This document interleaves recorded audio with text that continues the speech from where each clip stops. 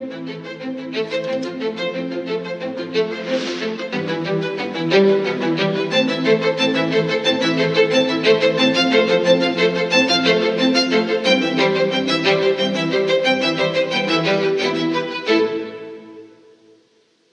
प्यारे देशवासियों, नमस्कार। मन की बात में एक बार फिर आपसे जुड़कर मुझे बेहद खुशी हो रही है।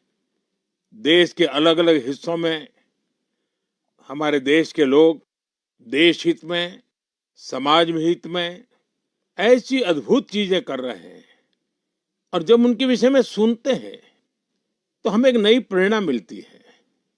आज कार्यक्रम की शुरुआत मैं एथलेटिक्स में देश की ऐसी ही उपलब्धि से करूंगा। कुछ दिन पहले ही झारखंड के रांची में national senior athletics federation competition हुआ। इसमें करीब 800 एथलीट्स ने हिस्सा लिया। देश भर से आए थे। इस दौरान 4 अलग-अलग इवेंट में 4 नेशनल रिकॉर्ड टूटे। गुरिंदरवीर सिंह, विशाल टीके, तेजस्विनी शंकर, देव मीणा और कुलदीप कुमार, इन साथियों ने अलग-अलग कैटेगरी में नए रिकॉर्ड बनाए। मैं सबसे पहले तो इन सभी को बहुत बहुत बधाई देता हूं। साथियों, एक इवेंट जिसकी देश भर में बहुत चर्चा हो रही है वह है 100 मीटर रेस, 100 मीटर की दौड़। महज 2 दिनों के भीतर मेंस 100 मीटर रेस में नेशनल रिकॉर्ड 3 बार टूटा।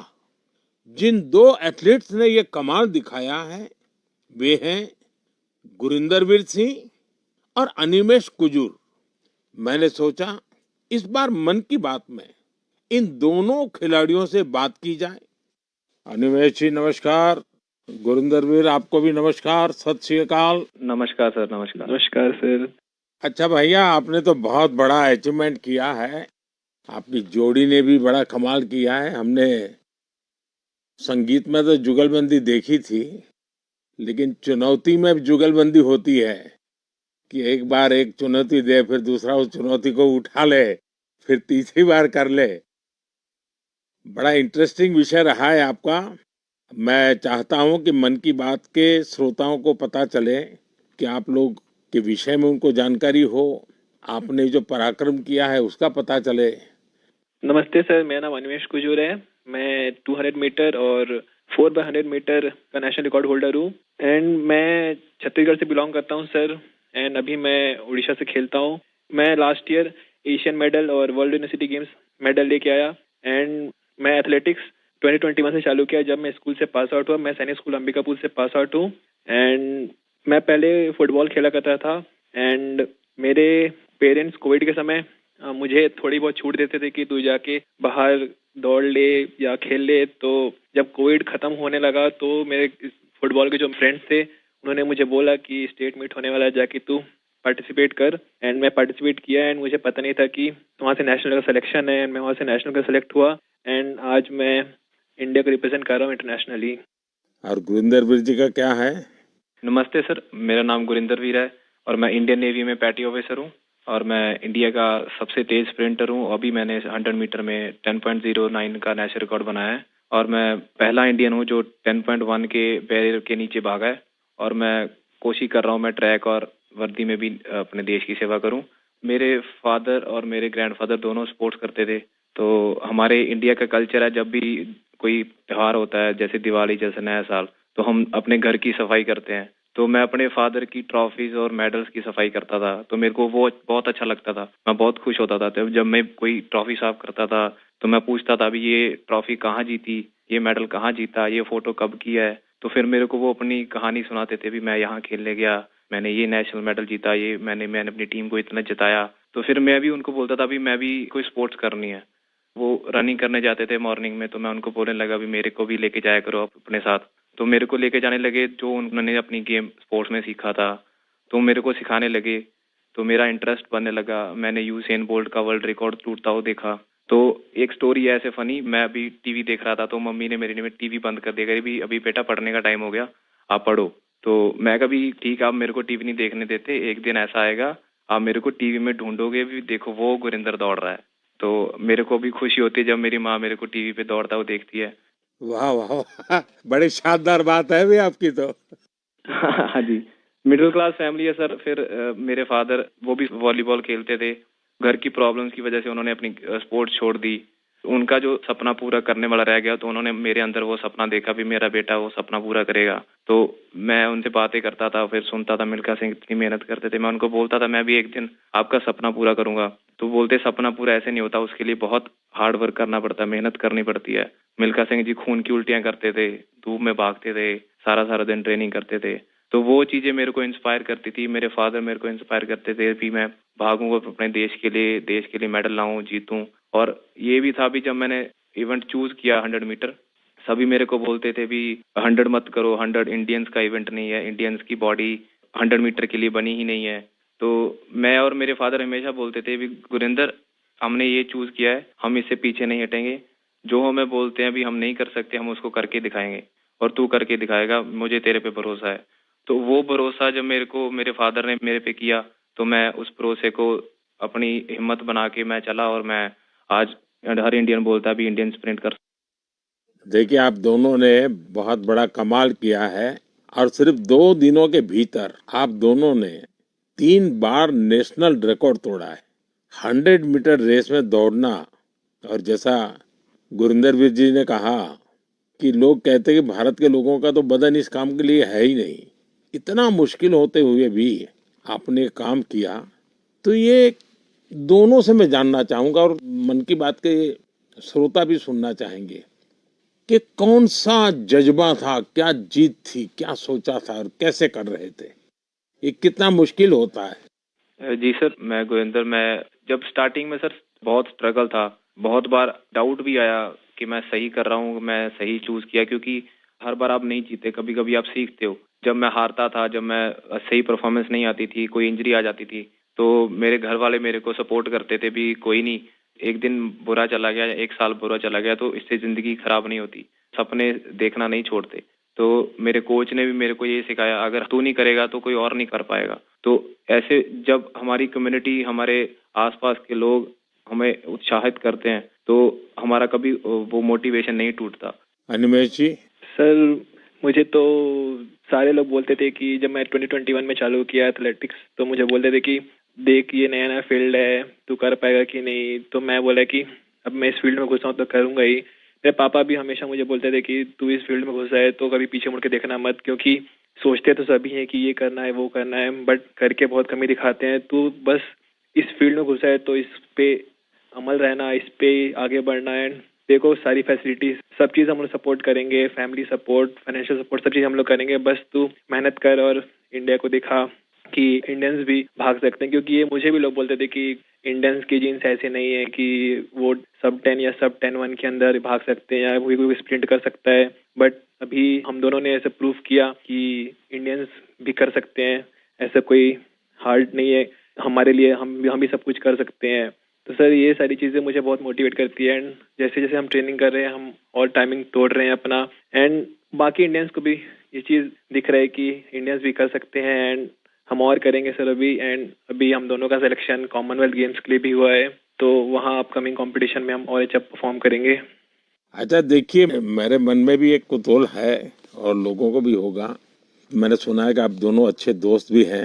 आप दोनों ने कुछ ठान रखा था क्या कि तुमने मेरा रिकॉर्ड तोड़ा तो मैं तेरा रिकॉर्ड तोड़ दूंगा?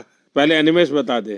सर जी पहले रिकॉर्ड 10.18 का था जो कि मेरा ही था, एंड देन उसको गुरिंदर भैया ने सेमीफाइनल में तोड़ दिया 10.17 करके, एंड मैंने फिर से उसको सेमीफाइनल 2 में 10.15 करके तोड़ दिया। तो उस समय जब मेरा सेमीफाइनल हुआ तो हम दोनों ही खुश थे कि हाँ चलो ठीक है, तो आज रिकॉर्ड टूटा एंड चलो हम दोनों ने तोड़ा ऐसा। क्योंकि उस समय कंपटीशन में राइवलरी रहती है, बट हम दोनों ठान के रखे थे पहले से ही कि उससे पहले हम लोग सऊदी अरेबिया भी गए थे कंपटीशन करने के लिए। तो वहाँ भी हम दोनों रूममेट थे, तो हम दोनों वहाँ भी ऐसा बात करते थे कि इंडिया के स्प्रिंटिंग को आगे लेके जाना है, एंड हमारे ही हाथों में है वो चीज़, हम जो करेंगे वही बाकियों को मोटिवेट करेगा। गुरिंदर वीर क्या कहना चाहेंगे?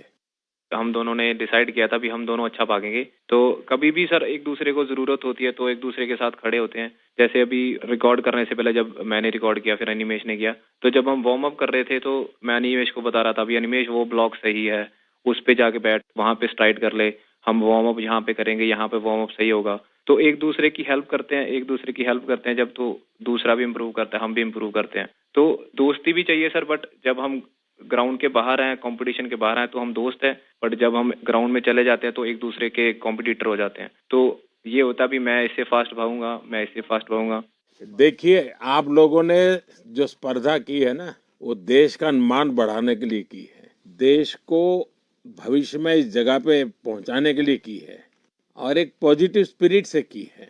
और मैं मानता हूं कि आपका ये जो स्पोर्ट्समैन स्पिरिट है, खेलना भी है, एक दूसरे को चुनौती भी देना है और फिर आगे निकलने के लिए प्रयास करना है और फिर आगे जाने के लिए एक दूसरे की मदद करना है, ये अद्भुत काम किया है आप लोगों ने।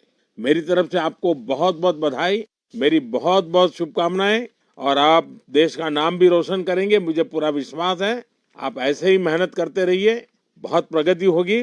बहुत बहुत शुभकामनाएं मेरी। शुक्रिया सर, शुक्रिया आपका सर। बहुत बहुत धन्यवाद। मेरे प्यारे देशवासियों, इस समय देश के ज्यादातर हिस्सों में बहुत गर्मी पड़ रही है, तेज धूप, गर्म हवाएं। ऐसे मौसम में अपना ध्यान रखना बहुत जरूरी है। पानी पीते रहिए, धूप में अगर निकलना ही पड़े तो थोड़ा संभल कर निकले। इस दिशा में सरकार की भिन्न भिन्न डिपार्टमेंट्स ने जो गाइडलाइंस जारी की है वो भी भूलिएगा नहीं। साथियों, हमारे यहाँ गर्मी से लड़ने का तरीका कई बार रसोई में भी मिलता है। आपने भी देखा होगा, जैसे जैसे गर्मी बढ़ती है वैसे वैसे घर की रसोई का स्वाद बदल जाता है, रसोई का प्रकार बदल जाता है। कहीं मटके का पानी निकल आता है, कहीं दही जमने लगता है, तो कहीं कच्चे आम उबलने लगते हैं और फिर शुरू होता है देसी पेय का दौर। देसी पेय से आप भी परिचित हैं। अगर आप उत्तर भारत में जाएंगे तो काफी जगह आपको मिलेगा आम पन्ना, कच्चे आम का स्वाद और गर्मी से राहत भी। पंजाब हरियाणा जाइए तो लस्सी मिल जाएगी, बड़े गिलास वाली लस्सी।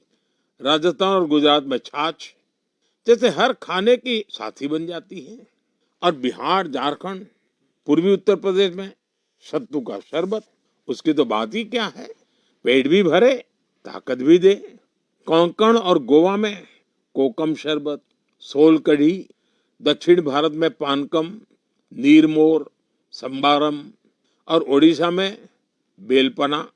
वो सिर्फ पेय नहीं, भारत के अलग अलग क्षेत्रों की परंपरा का हिस्सा है और इसमें एक भारत श्रेष्ठ भारत की भावना की झलक भी मिलती है। और एक बात जरूर ध्यान रखिएगा, इनमें से ज्यादातर चीजें हमारी अपनी रसोई से निकली है, हमारे खेत खलिहान से निकली है। कोई बड़ी ब्रांडिंग नहीं है, लेकिन पीढ़ियों का अनुभव उनमें समाया हुआ है। आप भी गर्मी के दौरान देसी पेयजलों का खूब आनंद लीजिए। साथियों, गर्मी आते ही एक और चर्चा हर घर में शुरू हो जाती है और वो है आम। आम आम चर्चा का विषय होता है। भारत में शायद ही कोई घर होगा जहां गर्मियों में आम की बात न होती हो। हर इलाके का अपना आम, अपना स्वाद, अपनी खुशबू। महाराष्ट्र और कोंकण का हापुस, अल्फांसो, गुजरात का केसर, यह तो आमरस की जान है। उत्तर प्रदेश का दशहरी और मेरी काशी का लंगड़ा। वैसे लंगड़ा आम की एक खास बात होती है, पकने के बाद भी उसका रंग कई बार हरा ही रहता है। बिहार का जर्दालू, जिसकी खुशबू दूर से पहचान में आ जाए। चौसा, मालदा, हर नाम के साथ लोगों की यादें जुड़ी हुई है। दक्षिण भारत जाइए तो बंगनपल्ली, तोतापुरी, नीलम, मलगोवा, बंगाल का हिमसागर, उड़ीसा और आंध्र प्रदेश का सुवर्ण रेखा यानी जगह बदलती है, आम का रूप रंग और उसका स्वाद भी बदल जाता है। और साथियों, आम की ये यात्रा अब गांव से ग्लोबल मार्केट तक भी पहुंच रही है। आज मन की बात के माध्यम से मैं आम की पैदावार से जुड़े अपने किसान भाई बहनों की प्रशंसा करूंगा। आप देश की कृषि अर्थव्यवस्था के लिए आम किसान नहीं, बहुत विशेष हैं। ऐसे ही छाए रहिए। साथियों, गर्मी के इन दिनों में ऐसे तो स्कूलों की छुट्टियां होती हैं, लेकिन मैं एक ऐसे क्लास की बात करूंगा जिसमें आपका एडमिशन करने का मन कर जाएगा। साथियों, एक स्थिति की कल्पना कीजिए, एक ऐसा स्कूल जहां बच्चे भी आते हो, युवा भी और बुजुर्ग भी, जहां कोई फीस ना हो, कोई बड़ी बिल्डिंग ना हो, कोई क्लासरूम भी ना हो, और सबसे रोचक बात, वहां क्लास नदी में लगती हो। साथियों, ये कोई कहानी नहीं है, ये एक सच्चा प्रयास है। केरलम के आलुवा में साजी वलाशेरिल जी ऐसा ही एक स्विमिंग क्लब चला रहे हैं। अब तक 15,000 से ज्यादा लोग यहाँ तैरना सीख चुके हैं। साजी जी ने दिव्यांग बच्चों को भी स्विमिंग सिखाई है। इस प्रयास के पीछे एक पीड़ा भी छिपी है। कुछ वर्ष पहले एक नौका हादसे में कई छात्रों की मृत्यु हो गई थी। उस घटना ने साजी जी को भीतर तक झकझोर दिया। उन्होंने सोचा, अगर बच्चों को तैरना आता होता तो शायद कई जानें बच जाती। बस यहीं से शुरू हुआ उनका ये अभियान। साथियों, साजी वलाशेरिल जी का जीवन हमें एक बहुत बड़ी सीख देता है। सेवा करने के लिए बहुत बड़े साधन जरूरी नहीं होते, जरूरी होता है एक अच्छा इरादा और लगातार किया गया प्रयास। इन्हीं के दम पर हजारों लोगों के जीवन में बदलाव लाया जा सकता है। मेरे प्यारे देशवासियों, बीते दिनों मुझे यूरोप के नीदरलैंड जाने का अवसर मिला। वहां मैं कई मीटिंग में शामिल हुआ। इसी दौरान एक ऐसा क्षण आया जिसने हर भारतीय को गर्व से भर दिया। नीदरलैंड्स में आयोजित एक विशेष समारोह में चोला काल की प्राचीन ताम्र पट्टिकाएं भारत को वापस सौंपी गई। उस कार्यक्रम में नीदरलैंड्स के प्रधानमंत्री भी मौजूद थे। इन ताम्र पट्टिकाओं को लेकर मुझे देश विदेश से लगातार संदेश मिल रहे हैं। लोग खुशी जता रहे हैं, गर्व व्यक्त कर रहे हैं। दुनिया भर के तमिल समुदाय में भी इसे लेकर विशेष उत्साह है। साथियों, इन ताम्र पट्टिकाओं को लेकर लोगों में काफी जिज्ञासा भी है। इसलिए आज मैं इससे जुड़ी कुछ बातें आपसे साझा करना चाहता हूं। इनमें 21 बड़ी और 3 छोटी ताम्र पट्टिकाएं हैं। ये मुख्य रूप से राजा राजेंद्र चोला प्रथम द्वारा अपने पिता राजा राजा चोला के एक वचन को पूरा करने से जुड़ी है। इनमें आनाई मंगलम गांव को एक बौद्ध विहार को दान देने का उल्लेख है। इन ताम्र पट्टिकाओं में चोला वंश की उपलब्धियों का भी वर्णन मिलता है। इनसे पता चलता है कि चोला साम्राज्य की समुद्री शक्ति कितनी मजबूत थी। दक्षिण पूर्व एशिया के देशों के साथ उनके संबंधों की जानकारी भी इनमें मिलती है। चोला साम्राज्य के समृद्ध इतिहास और संस्कृति पर हम सभी को बहुत गर्व है। साथियों, हमारी सरकार भारत की ऐसी अमूल्य धरोहरों के संरक्षण के लिए लगातार प्रयास कर रही है। इसी क्रम में ज्ञान भारतम अभियान के तहत छत्तीसगढ़ के मल्हार में भी एक महत्वपूर्ण खोज हुई है। यहाँ 3 दुर्लभ ताम्र पट्टिकाएं मिली हैं। ये पांडुवंशी राजवंश के महर्षि बालार्जुन के शासनकाल से जुड़ी मानी जा रही है। विशेषज्ञ मानते हैं कि इंस्क्रिप्शंस 6ठी-7वीं सदी के हैं, यानी 1400-1500 साल पुराने। ये ताम्र पट्टिकाएं प्राचीन ब्राह्मी लिपि और पाली भाषा में लिखी गई है। इनसे उस समय की शासन व्यवस्था, धर्म और संस्कृति के बारे में महत्वपूर्ण जानकारी मिलती है।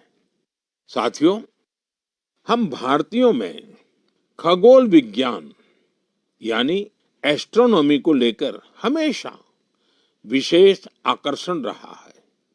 हमारे देश में आज भी सदियों पुरानी ऑब्जर्वेटरीज मौजूद है। यहाँ अद्भुत मैथमेटिकल डिस्कवरीज हुई है।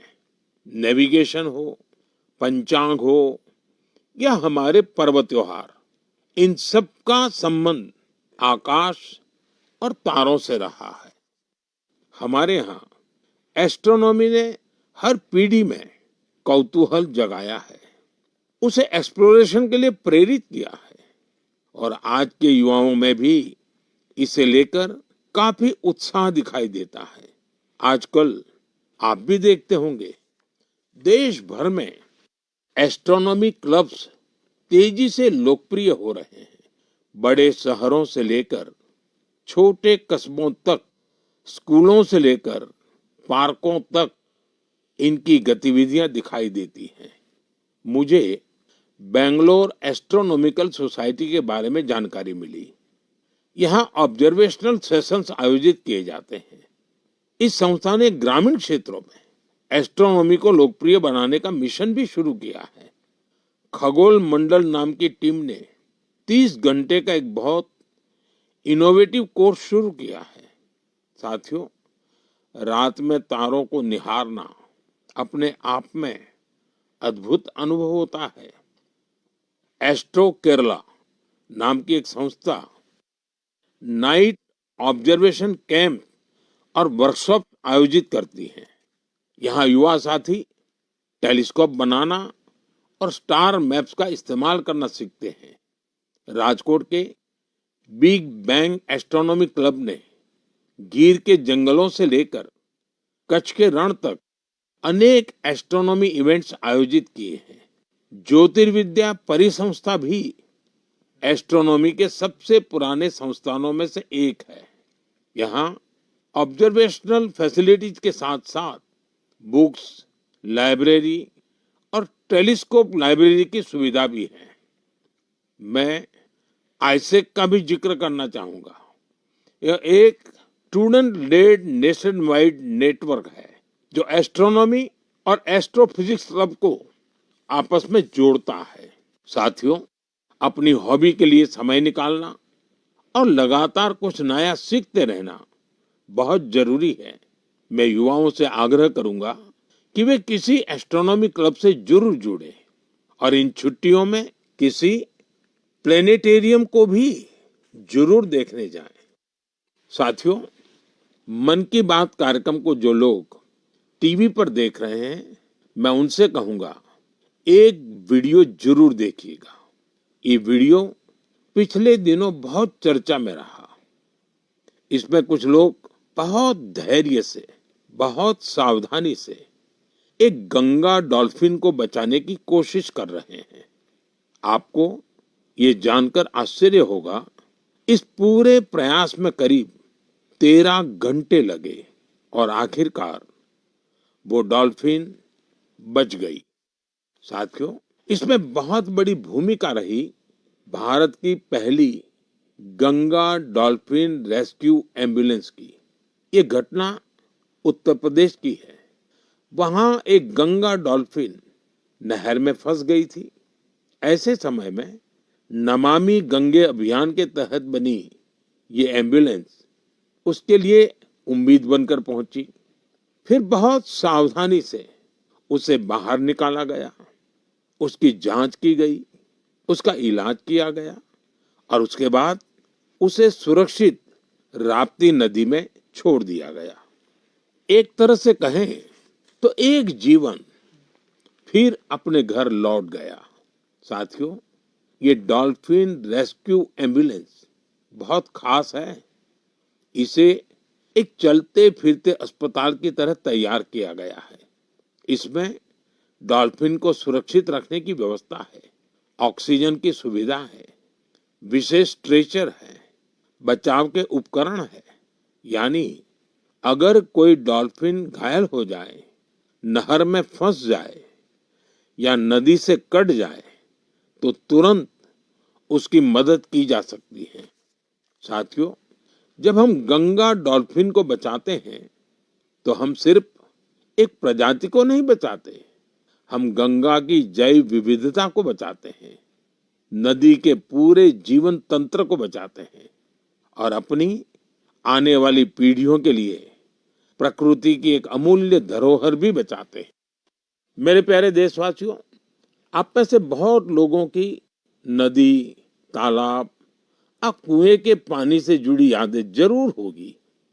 किसी को तालाब में तैरना याद होगा, किसी को दोस्तों के साथ तालाब किनारे खेलना, किसी को उस मिट्टी की खुशबू याद होगी। बचपन की ऐसी यादें जीवन भर मन में बसी रहती हैं। साथियों, ऐसी ही यादों को बचाने की एक प्रेरक गाथा उत्तर प्रदेश के बस्ती जिले से सामने आई है। बस्ती के आकाश गुप्ता अपने गांव की मनोरमा नदी को देखकर बहुत दुखी होते थे, क्योंकि जिस नदी को उन्होंने बचपन में साफ और जीवन देखा था, समय के साथ उस नदी में प्लास्टिक जमा होने लगा था, गंदगी बढ़ती चली जा रही थी। श्रीमान आकाश ने तय किया कि शिकायत नहीं करेंगे, एक नई शुरुआत करेंगे। शिकायत नहीं, शुरुआत मंत्र बन गया। उन्होंने अपने दोस्तों को साथ लिया।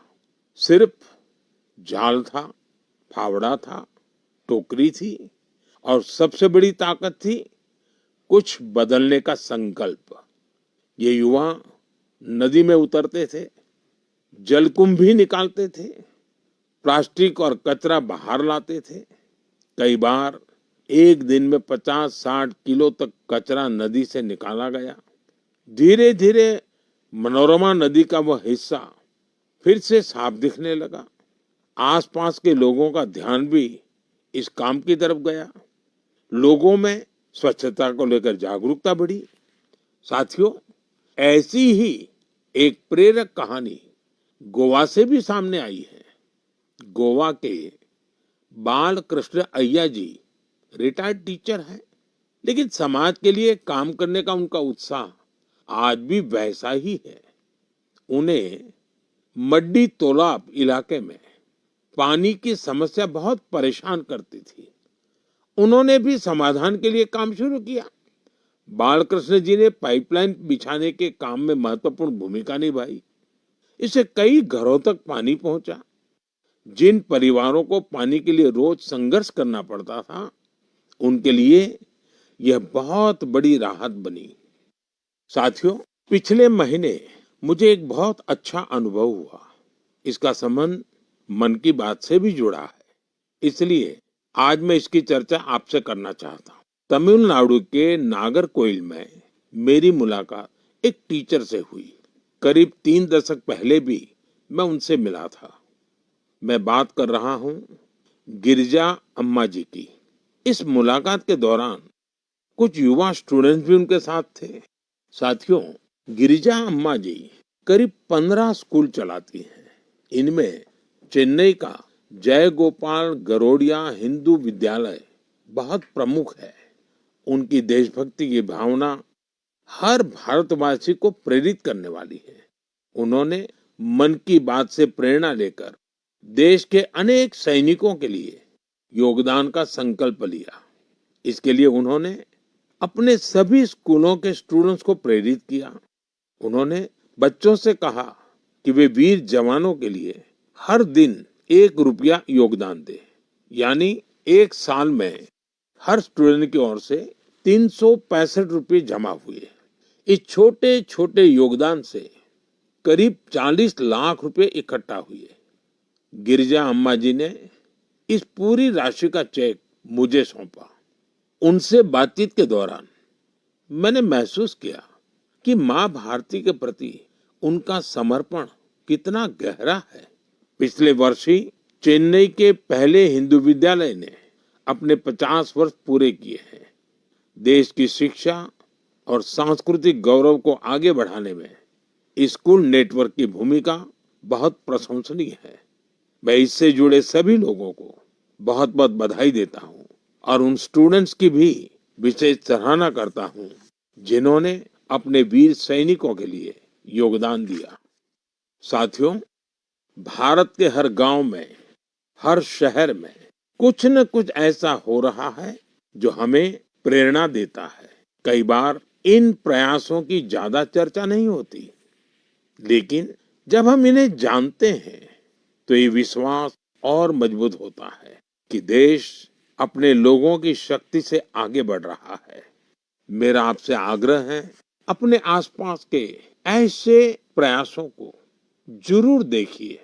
जो लोग समाज के लिए अच्छा काम कर रहे हैं, उन्हें पहचानिए, उनकी सराहना कीजिए, उनसे सीखिए और हो सके तो खुद भी किसी अच्छे काम से जुड़िए। अगले महीने मन की बात में कुछ और प्रेरक गाथाओं के साथ मैं फिर आपसे जुड़ूंगा। बहुत बहुत धन्यवाद। नमस्कार।